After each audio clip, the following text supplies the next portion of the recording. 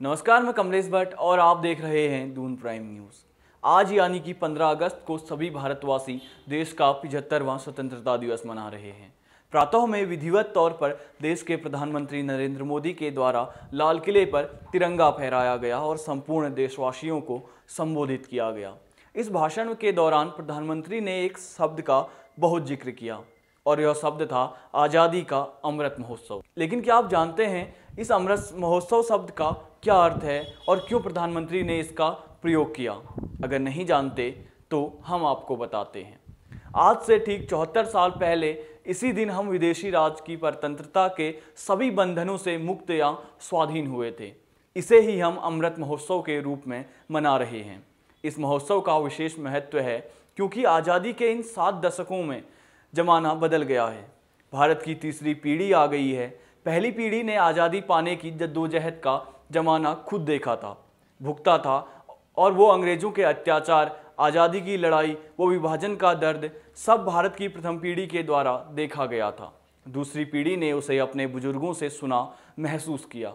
परंतु वर्तमान की जो तीसरी पीढ़ी है उसकी कोई सहज याद नहीं है, क्योंकि न तो उन्होंने ये महसूस किया है और न ही उन्हें अब कोई बताने वाला है।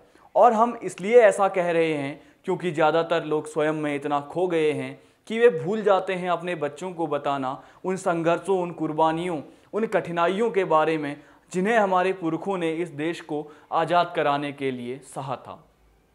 यह महोत्सव इन सब बातों से अनभिज्ञ इस मौजूदा पीढ़ी को उन सपनों, आशाओं तथा अपेक्षाओं की याद दिलाएगा जिन्हें हम भारत के लोग अपने दिलों में लिए हुए थे। आर्थिक सामाजिक गैर बराबरी की धूल को पोंछकर खुशहाल भारत के निर्माण का यज्ञ पूरा करने के लिए और तेजी से जुट जाने के लिए यह महोत्सव नया उत्साह भरेगा। आज़ादी के बाद की तीसरी पीढ़ी देश को युवा राष्ट्र बनाती है। हमारी 65% आबादी 35 साल से कम उम्र की है, जो अकल्पनीय बदलाव लाने की क्षमता रखती है। यदि सबको गुणवत्ता वाली शिक्षा मिल जाए, सेहत को ठीक रखने के इंतजाम हो जाएं और हाथों में हुनर दे दिया जाए तो यह हमारी सबसे बड़ी ताकत साबित हो सकती है। अगर यह पीढ़ी तैयार होकर अर्थव्यवस्था में भागीदार बन जाए तो हमारे देश को दुनिया के शीर्ष तक पहुंचने से कोई नहीं रोक सकता।